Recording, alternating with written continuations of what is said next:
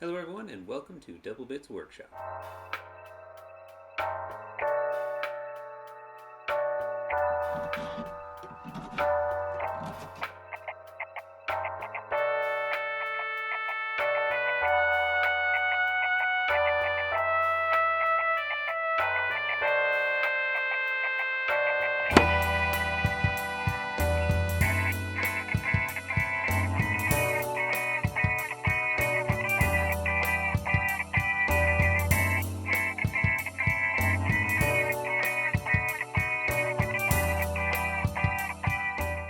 Alright, in today's episode, which will be the final part, hopefully, everything goes according to plan, I have to just finish laser engraving the rest of the tiles, as well as I need to actually work on the edge pieces.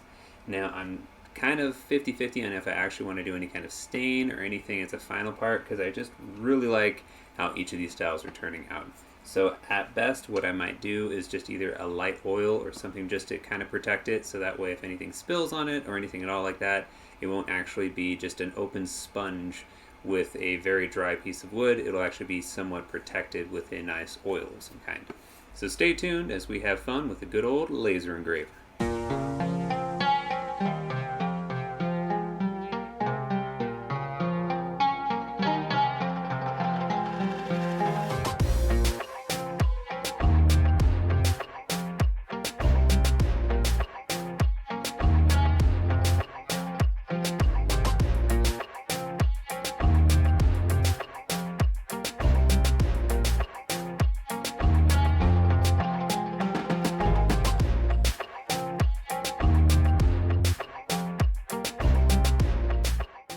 Alright, so I've had a little bit of trial and error.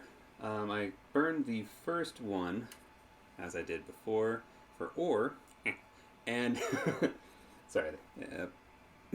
So I did as I did before with all the other pieces and just left all the settings the same, everything kind of homed the unit net, what have you, and created another tile for the ore resource.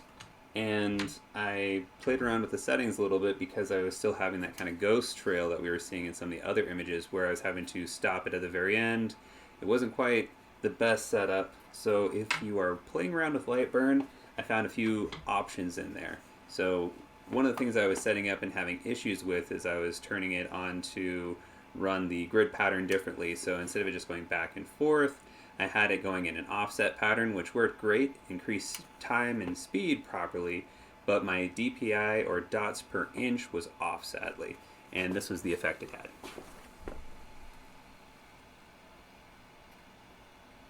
So it shadowed the tree, as well as it also had the traversal lines, is what those are called, going around in between each of what you actually want burned. It would just leave the laser on and just drag it around. What I found was the issue with this is that this system runs off of an Arduino board using GRBL coding. That is how the firmware is set up, and that's just kind of its identifier to let you know what the firmware is. This is GRBL coding. And when you have to set that up in Lightburn, they actually have it on their page, but you have to look for it. It gives you just kind of a rundown, some basic coding that they have set up. They have a console you can click in there to configure this firmware in here to actually run properly and know what your unit is. So besides setting up a basic profile, telling it that this one in this instance is the Comgrow, this is the Z1 laser, and it is their 5-watt laser.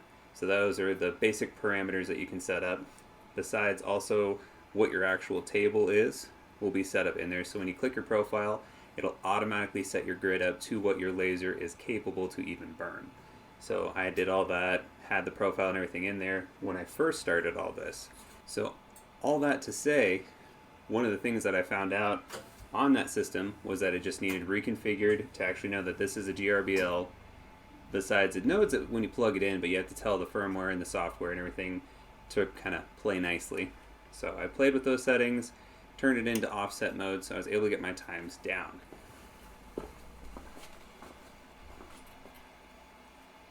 So to show you here, this is what it looks like using the standard settings, and I changed everything in the profile to where I'm not getting those traversal lines anymore, which is awesome. But I'm still left with around 11 minutes for a total burn time. Now that's one pass at 20% power. So playing around with the settings again, this time I turned it into offset cut.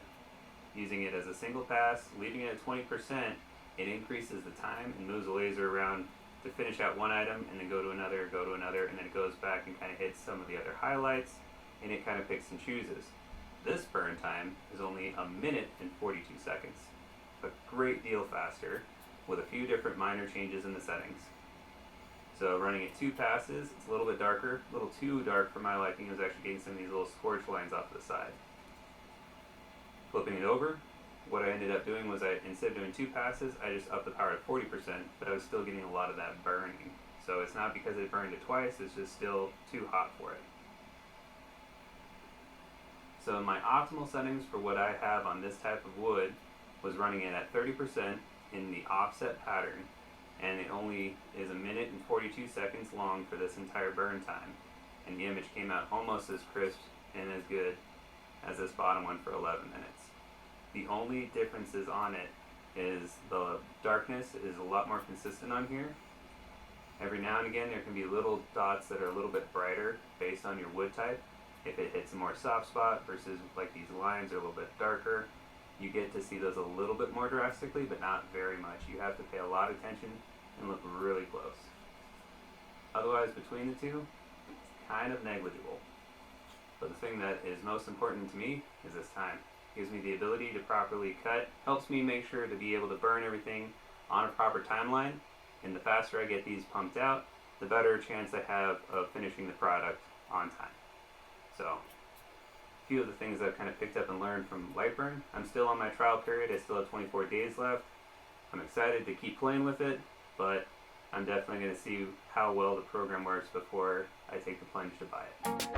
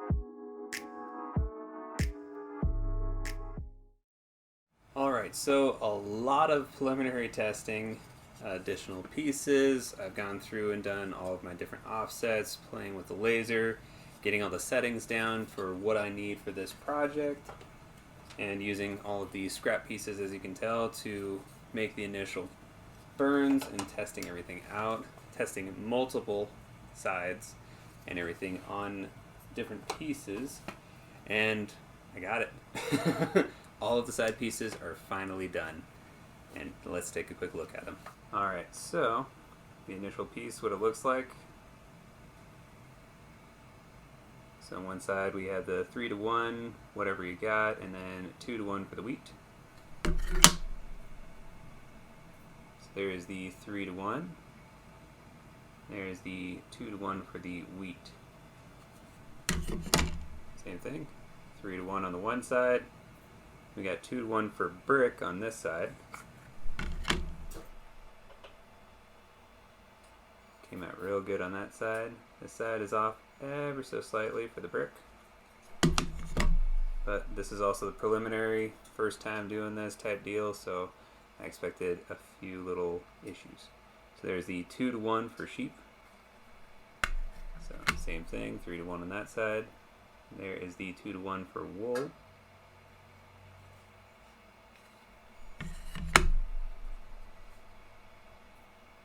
Then on here we have 3-to-1. There's the 3-to-1 for the center. We've got 2-to-1 for ore. There's the 2-to-1. Now this one is technically supposed to say lumber, but me and my family and a lot of people we've played with always say wood, so I wrote down wood. And then also for the wheat, it's supposed to be green, but tomato, tomato. Alrighty, well, thank you all so very much for taking a look and seeing what I was able to come up with the good old CNC by Comgrow. I love this unit. It is the laser CNC combo, and it has been a wonderful addition to the shop, if you will. Good old workshop kind of extends in multiple directions in my household. Kind of just general, anywhere on the property you could technically kind of claim as the workshop. So definitely enjoying it, and happy to see this little cove kind of change and turn into something a little bit more worth looking at, as well as just an enjoyable little corner to kind of build and create things in a warm enclosure, since we're still on the tail end of winter over here. But if you enjoyed the video, make sure and hit like, make sure and subscribe if you haven't already. It helps me out greatly, gives you the ability to have that connection to the channel and know each and every time I upload content. Make sure and hit that notification bell so you get notified of it as well. And if you have any comments or anything that you would like to ask, feel free down in the comment section below.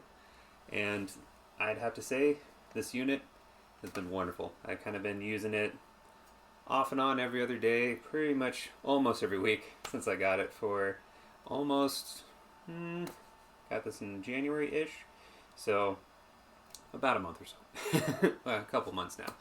And I will probably do like a soft 5-month review, and of course I'll do a year review of the unit, how it's holding up and how I'm enjoying it. So stay tuned for that when we start rolling around to those dates, when that becomes more relevant, of course. But so far, I'm loving the unit. Everything is working out great. Comgrow is amazing with customer service. They got back to me when I had issues with it when I first got it, just from shipping and handling. It did come from overseas, so it did have a rough transit getting here. And the components were sent to me in prompt order as soon as I brought them up to them, and it was all within 8 hours. So a stellar company. I love the products that they're putting out, and they are just good people. I'm really happy about that. If you haven't made up your mind yet, I'd highly suggest the unit. So thank you all again, and have yourself a wonderful evening.